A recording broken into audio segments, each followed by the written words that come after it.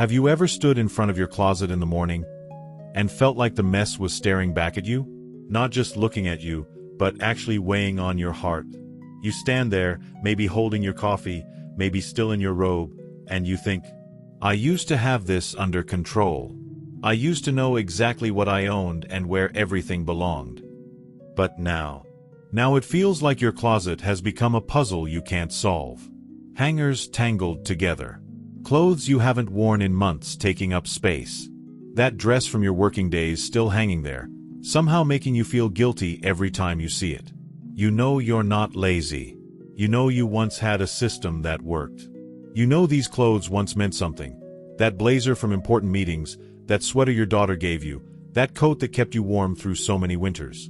But somehow, your closet now feels heavy, confusing, even a little sad. Maybe you've tried organizing it before.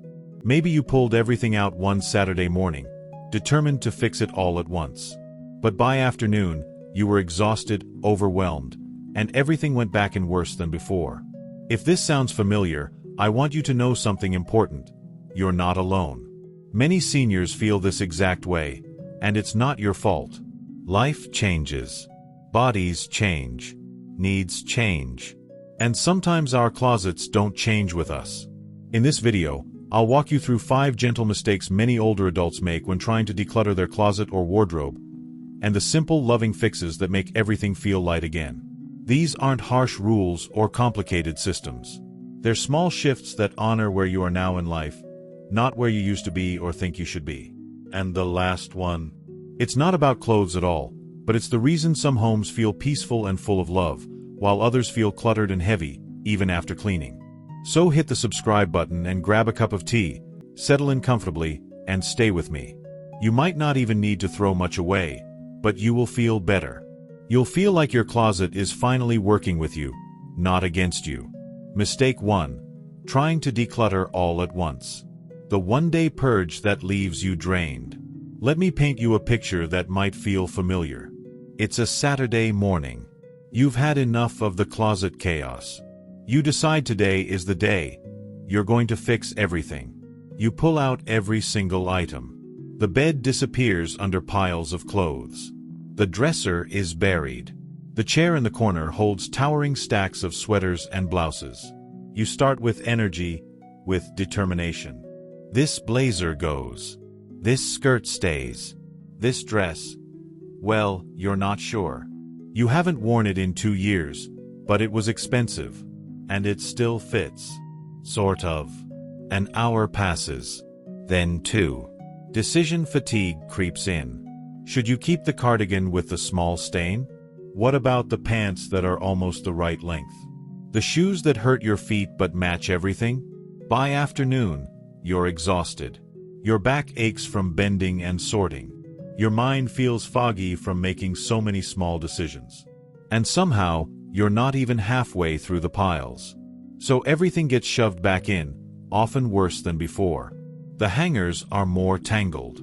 Things that were folded are now wrinkled. And you feel defeated, like you failed at something that should be simple. Here's what I want you to know. You didn't fail. You just tried to do too much at once. The gentle fix is this: declutter in layers, not all at once. Instead of emptying your entire closet, choose 5 items per day. Just 5. Maybe it's 5 hangers from the right side of your closet. Maybe it's 1 drawer. Maybe it's just the shoes on the closet floor. Hold each item for a moment. Really look at it. Ask yourself, do I feel good when I wear this? Not is it still good? Or did it cost a lot? But does it make me feel like myself when I put it on? Some days, all 5 items will stay. Some days, all 5 will go. Most days, it will be somewhere in between. And that's perfectly fine. This gentle approach means you never get overwhelmed. You never face decision fatigue. You never end up with clothes everywhere and no energy to put them away properly. Week by week, your closet transforms. Bit by bit, it becomes lighter. And so do you. Because you're not fighting with your wardrobe anymore, you're gently tending to it, like a small garden that needs daily care, not a massive overhaul. Mistake 2. Keeping clothes out of guilt, not love. The sweater you never wore, but feel bad tossing. In almost every closet I help people organize, there's at least one item that tells this story. It hangs there, month after month, never worn but never removed. Maybe it's a sweater your son gave you for Christmas 3 years ago. The color isn't quite right for your skin tone, and the fit feels awkward, but he picked it out himself. He was so proud when you opened it. Or maybe it's that dress from your working days. The one you wore to important meetings, to presentations, to office parties. It still fits, technically. But when you put it on now, it feels like wearing someone else's life. Someone you used to be but aren't anymore. Or perhaps it's a coat that cost more than you usually spend on clothes. The salesperson convinced you it was versatile, that you'd wear it everywhere. But it's been hanging there for 2 seasons, and every time you reach past it for something else, you feel a little pang of guilt. A little voice that says, you should wear that. You spent good money on that. Here's what's happening. You're keeping memories, not clothes. You're keeping guilt, not love. You're keeping who you used to be, or who you think you should be, instead of honoring who you are right now. The loving fix is this: let go with gratitude, not guilt. When you hold that sweater your son gave you, don't focus on the money he spent or the effort he made. Focus on the love behind it.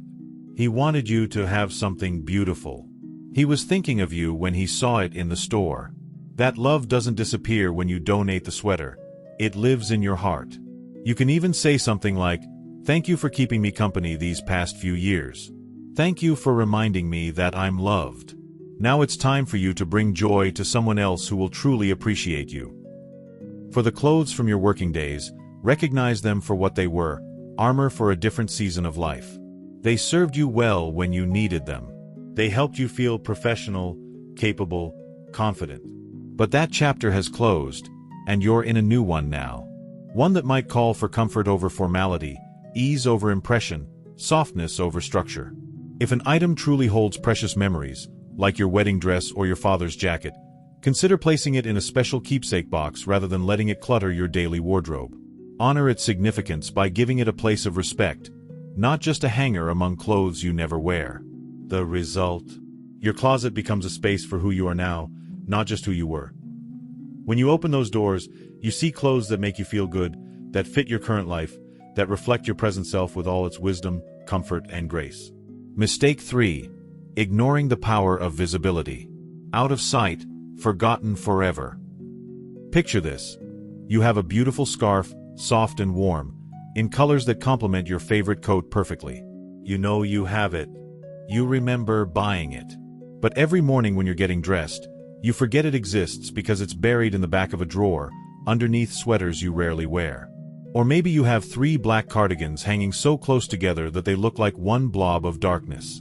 You can't see where one ends and the next begins, so you always reach for the same one at the front, while the other 2 hang there, forgotten and unused. This is what happens when we ignore the power of visibility in our closets. If you can't see something clearly, it might as well not exist. Hidden clothes become orphan clothes. They create clutter without providing any joy or function. Many seniors have closets that became overpacked over the years. Rods crowded with hangers touching each other. Drawers stuffed so full that items at the bottom never see daylight. Dark corners where shoes gather dust and scarves disappear into tangles. The gentle fix is this: create space for your eyes to rest and your hands to reach easily.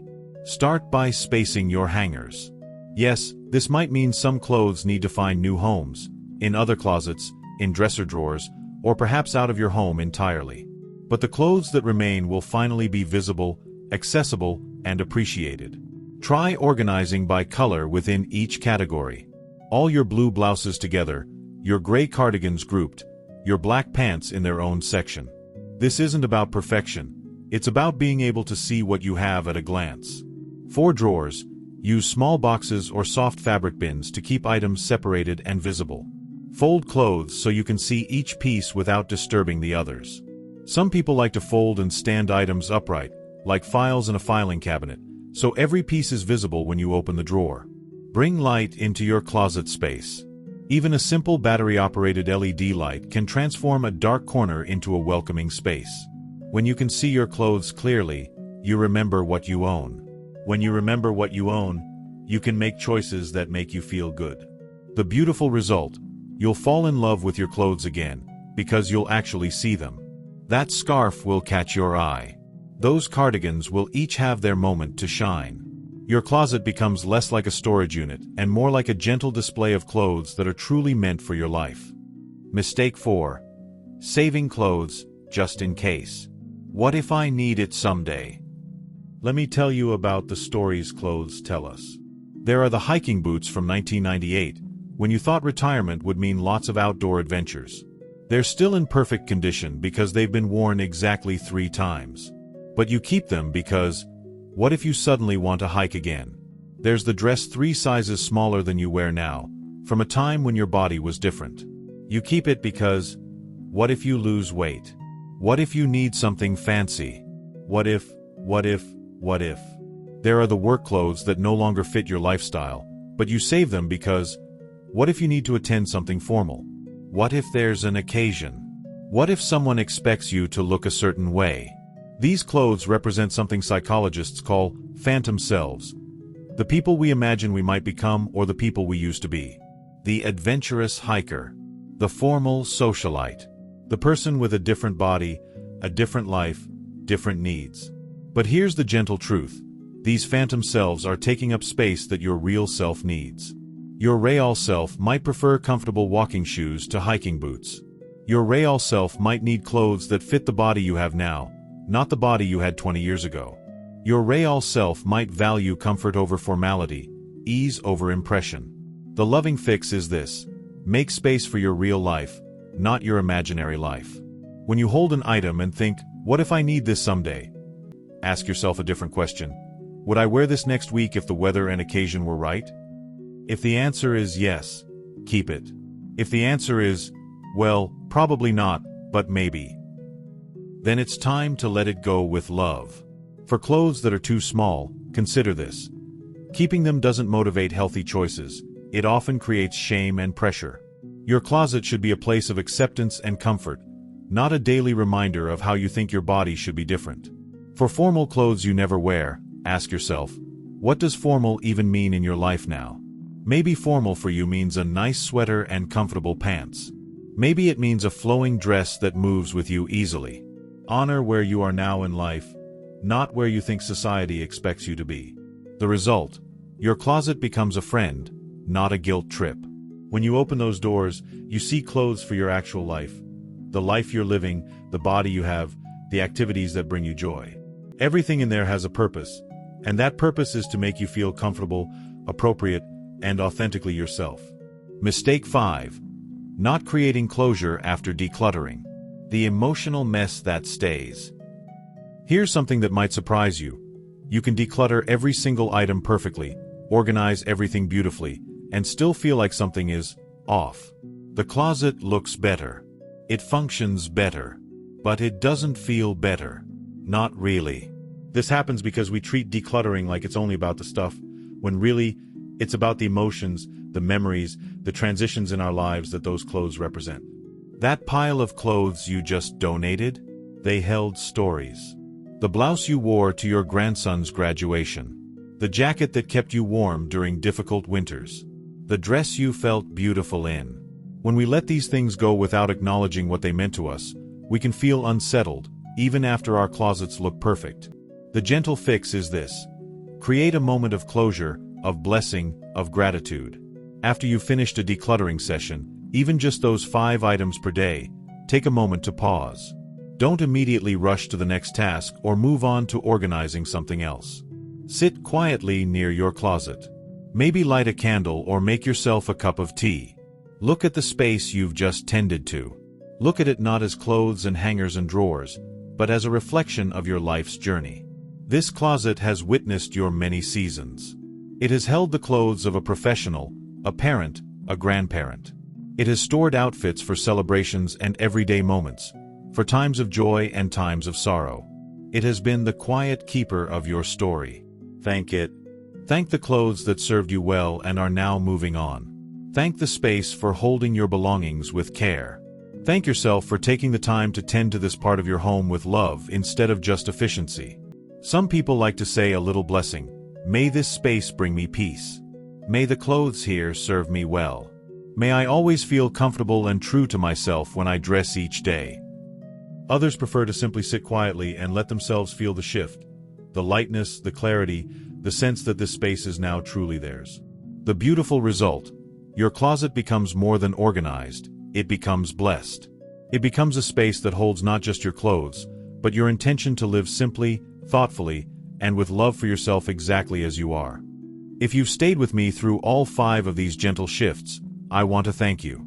Thank you for caring enough about your daily comfort to spend this time thinking about your closet. Thank you for being willing to approach this task with love instead of harsh efficiency. Here's what I hope you take away from our time together. You don't need a minimalist closet. You don't need a magazine-perfect wardrobe. You don't need to follow anyone else's rules about what to keep and what to let go. You just need a loving closet. A closet that serves the life you're actually living, with the body you actually have, in the season you're actually in. Maybe that means keeping more clothes than a minimalist would recommend, because you like having options. Maybe it means letting go of clothes that still have life in them, because they no longer have life in your life. Maybe it means organizing in a way that feels gentle to your hands and easy on your eyes, even if it's not the most efficient system possible. Your closet should feel like a daily gift to yourself, a space where everything you see makes you feel good, where everything you touch fits comfortably, where every choice leads to feeling appropriately and authentically dressed for whatever your day holds. I want to leave you with a small challenge. Try just one tip from today's video. Even if it's simply letting go of one shirt that doesn't make you feel good anymore. Even if it's just spacing out 5 hangers so you can see your blouses more clearly. Even if it's just pausing after organizing one drawer to say thank you to that space. That's enough. More than enough. Because living lighter isn't about dramatic changes. It's about gentle, loving choices, made one at a time, until your whole home feels like it's breathing with you instead of weighing on you. Let your closet reflect the peaceful, elegant, comfortable life you're stepping into.